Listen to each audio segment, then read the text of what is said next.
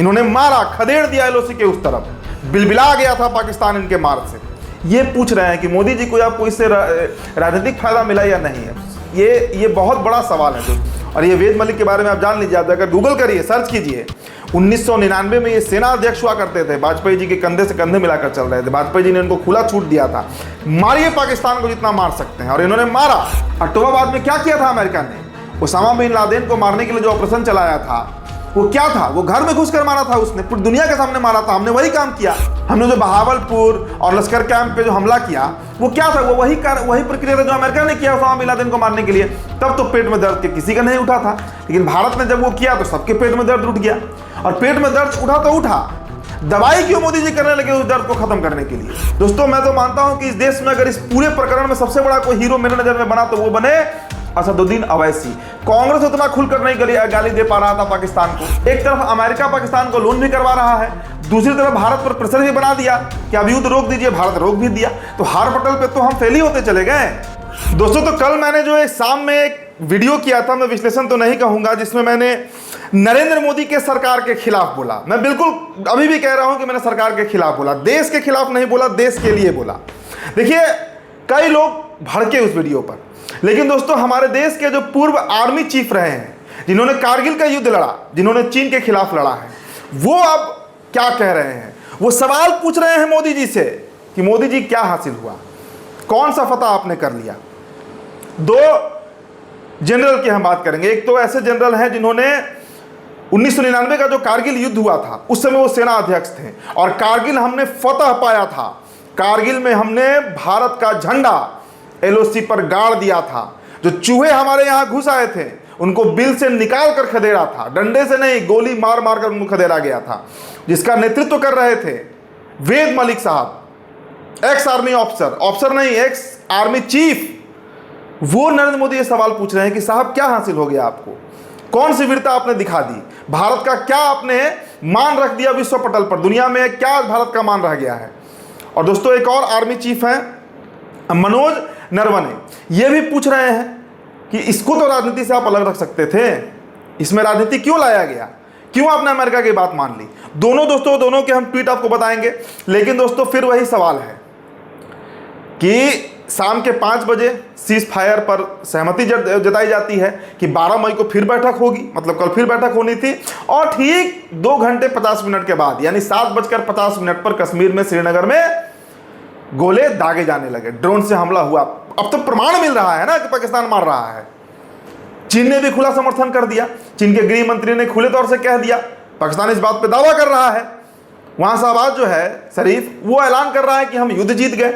और देखिए कितने स्ट्रैटेजिकली पाकिस्तान ने भारत को मात दिया है। मैं ये बात इसलिए कह रहा हूं कि एक तरफ अमेरिका से उसने सीज फायर भी करवा दिया, भारत को सहमत भी करवा दिया, और 2 ही घंटे 50 मिनट के बाद फिर उसने हमला करके बता दिया कि हम अमेरिका के भी नहीं सुनते हैं, हम अमेरिका के भी नहीं सुनते हैं। अब इसी पर ये जो रिटायर्ड आर्मी चीफ हैं ये पूछ रहे हैं सवाल, और ये सवाल दोस्तों पूछा जाना चाहिए। ठीक है, भारत भी अभी हमला कर रहा है, रिटेलिएट कर रहा है, लेकिन हम अब डिफेंसिव मूड में आ गए हैं, हम ऑफेंसिव नहीं रहे। कल शाम के 3 बजे तक जो ऑफेंसिव मूड में हम दिख रहे थे, जो एक आशा थी कि हम जीतेंगे, हम लड़ रहे हैं, वो माहौल ही नहीं अब रहा है। देखिए दोस्तों, आपको दोनों आर्मी चीफ का, पहले आपको दोस्तों हम वेद मलिक साहब का ट्वीट दिखाते हैं। वेद मलिक साहब ने लिखा है, उन्होंने पूछा है कि 22 अप्रैल को पहलगाम में हुए भयावह पाकिस्तानी आतंकी हमले के बाद भारत ने सैन्य और असैन्य कार्रवाई की, लेकिन इनसे कोई राजनीतिक या रणनीतिक लाभ मिला भी या नहीं, यह सवाल हमने भविष्य के इतिहास पर छोड़ दिया है। ये कितनी गंभीर बात इन्होंने लिख दी। और ये वेद मलिक के बारे में आप जान लीजिए, आप अगर गूगल करिए, सर्च कीजिए, 1999 में ये सेना अध्यक्ष हुआ करते थे, वाजपेयी जी के कंधे से कंधे मिलाकर चल रहे थे। वाजपेयी जी ने उनको खुला छूट दिया था, मारिए पाकिस्तान को जितना मार सकते हैं, और इन्होंने मारा, खदेड़ दिया एलओसी के उस तरफ, बिलबिला गया था पाकिस्तान इनके मार से। ये पूछ रहे हैं कि मोदी जी को आपको इससे राजनीतिक फायदा मिला या नहीं है। ये बहुत बड़ा सवाल है दोस्तों, बहुत बड़ा सवाल है इस सरकार से सवाल तो पूछा ही जाएगा, कोई पीछे नहीं हटने वाला है। पूरा भारत तैयार बैठा था, हम तो परमाणु खाने को तैयार बैठे थे कि एक बार सुलझाइए ये मामला। 25 लाख लोग वैसे भी बंटवारे में मारे गए थे, उसमें भी कत्लेआम मचा था जब सीमा रेखा खींचा जा रहा था, तो मिटाने के लिए भी जो कुर्बानी देना होगा ये देश देगा, सब तैयार बैठे थे। कल देखिए पाकिस्तान की तरफ से जो हमला हो रहा था, पंजाब प्रोविंस में वीडियो काफ़ी वायरल हो रहा था, ये वीडियो कि वॉलंटियर्स की ज़रूरत थी, वॉलंटियर्स की ज़रूरत युद्ध में पड़ती है। पाकिस्तान, जिसको हम खालिस्तान और क्या क्या कहते हैं, वहाँ के 50% से अधिक युवा, कुछ चंद लोगों की ज़रूरत थी, पूरा पाकिस्तान टूट पड़ा, ऑफिस पहुंच गया कि हमको वॉलंटियर रखिए। ये होता है राष्ट्रवाद। इस देश के हर एक व्यक्ति में, कोई जात धर्म का हो, कम से कम, जब दोस्तों मैं तो मानता हूं कि इस देश में अगर इस पूरे प्रकरण में सबसे बड़ा कोई हीरो मेरे नज़र में बना तो वो बने असदुद्दीन अवैसी। कांग्रेस उतना खुलकर नहीं गाली दे पा रहा था पाकिस्तान को, कोई नहीं कह पा रहा था, इतना अवैसी साहब ने कर दिया। तो राष्ट्रवाद वो होता है। तो ये सवाल पूछ रहे हैं वेद मलिक साहब, एक्स आर्मी चीफ, कि इससे राजनीतिक फायदा मोदी जी को मिला या नहीं मिला। दोस्तों एक और आर्मी चीफ का आपको हम कहानी बताते हैं। देखिए, पूर्व सेना प्रमुख मनोज नरवणे ने भी सोशल मीडिया पर लिखा है। देखिए क्या लिखे हैं इन्होंने, लिखा है कि समुद्र और आकाश में सैन्य कार्रवाई का आज शाम 5 बजे से रुकना एक स्वागत योग्य कदम है। हालांकि हम हर बार किसी हमले के बाद ही जवाब दे और आतंकवाद के कारण जान गंवाते रहे, यह तरीका अब नहीं चलेगा। यह तीसरी बार हुआ है, आगे अब कोई और मौका नहीं मिलेगा। मतलब ये भी मान रहे हैं कि हर बार हमारे लोग मारे जाते हैं, उसके बाद हम जवाब देते हैं। इस बार तो मौका था, इस बार तो अच्छा मौका था साहब, आप पीओ के ले लेते। देखिए दोस्तों, एक बात बहुत मतलब गंभीर सोचने का विषय है कि आखिरकार हम लोग पीछे हटे क्यों। और देखिए, चीन अब खुलकर समर्थन कर रहा है। और अब ट्रंप जी कहाँ गायब हैं? जब 22 अप्रैल को पहलगाम में हमला हुआ, उस समय कहाँ था अमेरिका? कहाँ था अमेरिका? और अमेरिका को इतना तिलमिलाहट क्यों हुआ अगर हमने उनके आतंकवादी कैंप्स को डिस्ट्रॉय किया? अक्टूबरबाद में क्या किया था अमेरिका ने? ओसामा बिन लादेन को मारने के लिए जो ऑपरेशन चलाया था, वो क्या था? वो घर में घुसकर मारा था, उसने पूरी दुनिया के सामने मारा था। हमने वही काम किया। हमने जो बहावलपुर और लश्कर कैंप पे जो हमला किया, वो क्या था? वो वही प्रक्रिया था जो अमेरिका ने किया ओसामा बिन लादेन को मारने के लिए। तब तो पेट में दर्द के किसी का नहीं उठा था, लेकिन भारत ने जब वो किया तो सबके पेट में दर्द उठ गया। और पेट में दर्द उठा तो उठा, दवाई क्यों मोदी जी करने लगे उस दर्द को खत्म करने के लिए? ये बहुत बड़ा सवाल है।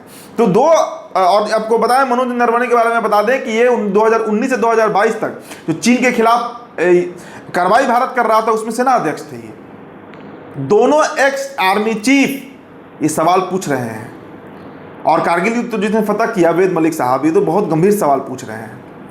तो भारत को अब कुछ ना कुछ एक्शन लेना होगा।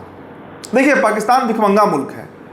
हम तो भारत को उस समय ही समझ जाना चाहिए था जब 8,500 करोड़ का जो लोन, कर्जा जो मिला पाकिस्तान को IMF की तरफ से, इंटरनेशनल मॉनेटरी फंड की तरफ से, तभी समझ जाना चाहिए था कि अमेरिका सपोर्ट कर रहा है पाकिस्तान को। खुलकर नहीं कर रहा है, लेकिन लोन मिलने का मतलब क्या था कि भारत जो है वो फॉरेन डिप्लोमेसी में भी फेल कर रहा है। हम क्यों नहीं वो लोन रोकवा पाए भाई? तभी हमें अलर्ट हो जाना चाहिए था। एक तरफ अमेरिका पाकिस्तान को लोन भी करवा रहा है, दूसरी तरफ भारत पर प्रेशर भी बना दिया कि अब युद्ध रोक दीजिए, भारत रोक भी दिया। तो हर पटल पे तो हम फेल ही होते चले गए। और दोस्तों, ये मैं बात कह रहा हूं, इस बात को आप भी अगर सोचिए गंभीरता तो आपको समझ में आएगा। देखिए, कोई युद्ध अगर होता है, ये बहुत कॉमन फिनोमेना है। जैसे 65 में हमने युद्ध लड़ा, 65 में जो हमने युद्ध लड़ा, पाकिस्तान को घुटने पर ला दिया, लाहौर तक हम घुस गए थे, शिमला समझौता हुआ। 71 में हमने युद्ध लड़ा, पाकिस्तान को 2 भाग में तोड़ दिया। 99 में हमने युद्ध लड़ा, पाकिस्तानियों को खदेड़ कर एलओसी को उधर पहुंचा दिया, ऑपरेशन विजय हुआ था अगर आपको याद होगा। 48 में हमने नेहरू जी के समय युद्ध लड़ा, पूरा कश्मीर खाली करा दिया पाकिस्तानियों से। तो युद्ध का कोई कंक्लूजन होता है, किसी ना किसी स्तर पर हमें कंक्लूड करना होता है ना भाई, कि युद्ध का परिणाम क्या हुआ। हमने युद्ध तो छेड़ दिया, इसका कंक्लूजन क्या निकला? इस युद्ध के बारे में आप क्या कहिएगा कि हमने 2, 4, 5 कैंप उड़ा दिया आतंकवादियों के? तो ये तो आम दिन भी आप करते रहते हैं, ये तो होते ही रहता है, ये तो निरंतर प्रक्रिया है, इसमें युद्ध कहाँ था? लेकिन जो एक हाइप क्रिएट किया गया, जो एक माहौल बनाया गया, पूरा एक टेंट्रम कि हम ये कर देंगे, हम पीओ के ले लेंगे, हम बलोच को आज़ाद करा देंगे, हम पाकिस्तान को 5 हिस्से में तोड़ देंगे, हम इस्लामाबाद को खत्म कर देंगे, हम कराची उड़ा देंगे। और थंबनेल भी चल रहा था न्यूज़ चैनल पे। सबसे शर्मनाक तो हमारी गोदी मीडिया है, सबसे शर्मनाक ये गोदी मीडिया का एक कारनामा है, ये हरकत है कि मतलब इस तरीके का माहौल बनाकर पब्लिक सेंटिमेंट से खेलना। बहुत बड़ा अपराध गोदी मीडिया ने भी किया है इस देश के आम नागरिकों के साथ। तो अब तो रिटायर्ड जो आर्मी चीफ है वो भी सवाल उठा रहे हैं। तो दोस्तों, आपकी जो प्रतिक्रिया होगी वो हमारे कमेंट बॉक्स में छोड़ते जाइएगा। फिलहाल इस रिपोर्ट में इतना ही।